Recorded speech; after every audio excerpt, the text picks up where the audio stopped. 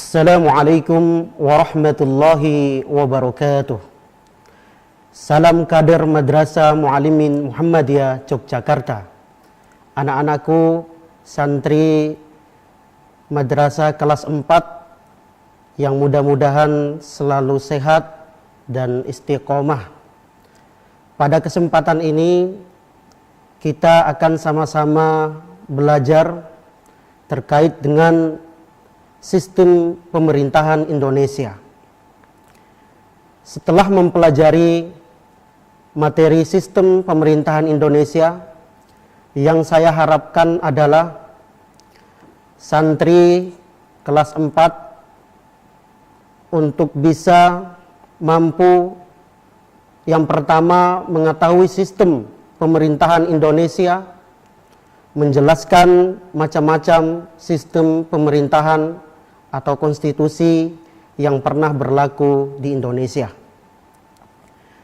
Dalam sejarah ketatanegaraan, setelah bangsa Indonesia berhasil merebut kemerdekaan dari tangan penjajah dan memproklamasikan kemerdekaan Indonesia, sistem perkembangan sistem pemerintahan Indonesia juga mengalami perkembangan.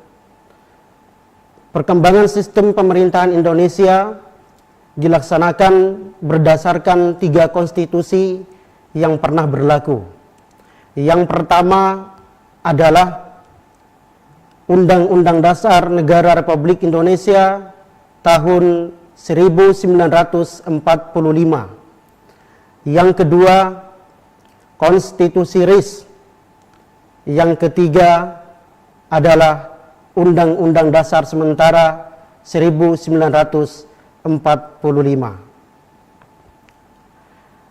Periode pelaksanaan sistem pemerintahan di Indonesia yang pertama kali adalah periode berlakunya Undang-Undang Dasar Negara Republik Indonesia tahun 1945, yakni pada tanggal 18 Agustus 1945 sampai dengan 27 Desember 1949. Pada periode ini, bentuk negara Indonesia adalah negara kesatuan. Negara kesatuan adalah suatu negara yang memiliki kekuasaan untuk mengurus seluruh pemerintahan negara terdapat pada pemerintahan pusat. Sedangkan bentuk pemerintahannya adalah republik. Republik adalah suatu negara yang dikepalai oleh seorang presiden. Setelah periode berlakunya Undang-Undang Dasar Negara Republik Indonesia tahun 1945, tepatnya pada tanggal 27 Desember 1949 sampai dengan 17 Agustus 1950, periode Undang-Undang Dasar Negara Republik Indonesia tahun 1945 diganti dengan periode Konstitusi RIS. Pada periode ini, bentuk negara Indonesia adalah negara serikat atau federal, sedangkan bentuk pemerintahannya adalah republik. Menurut Konstitusi RIS, pemerintah adalah presiden dengan seseorang atau beberapa orang atau para menteri yang sesuai dengan tanggung jawab mereka. Setelah Konstitusi RIS, tepatnya pada tanggal 17 Agustus 1950 sampai dengan 5 Juli 1959,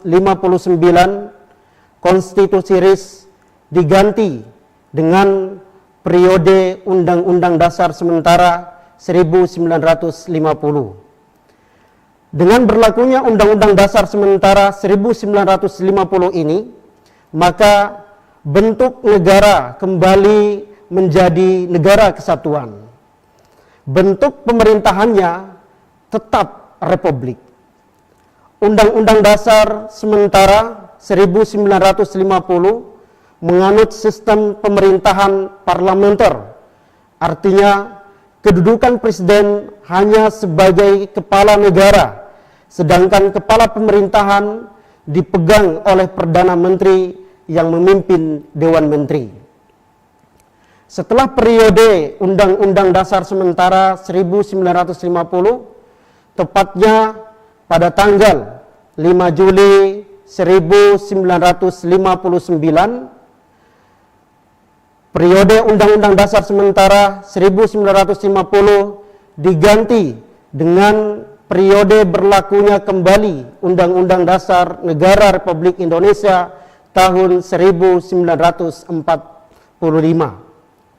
Pada periode ini, bentuk negara Indonesia adalah negara kesatuan, sedangkan bentuk pemerintahan Indonesia adalah republik. Dalam periode ini, pelaksanaan sistem pemerintahan Indonesia dibedakan menjadi dua. Yang pertama, pelaksanaan sistem pemerintahan sebelum amandemen Undang-Undang Dasar Negara Republik Indonesia tahun 1945 dan setelah amandemen Undang-Undang Dasar Negara Republik Indonesia tahun 1945. Anak-anakku santri kelas 4 Madrasah Muallimin Muhammadiyah Yogyakarta yang sedang mengikuti pembelajaran PPKN dari rumah, untuk materi lengkapnya kalian bisa kunjungi portal siswa di www.muallimin.sch.id. Jangan lupa dibaca materinya, dan sekiranya ada hal-hal yang perlu dicatat, maka silakan dicatat untuk dijadikan sebagai catatan dan dijadikan bahan belajar saat di rumah. Saya akhiri, salam kader Madrasah Muallimin Muhammadiyah Yogyakarta, salam sukses, akhiru kalam, wassalamualaikum warahmatullahi wabarakatuh.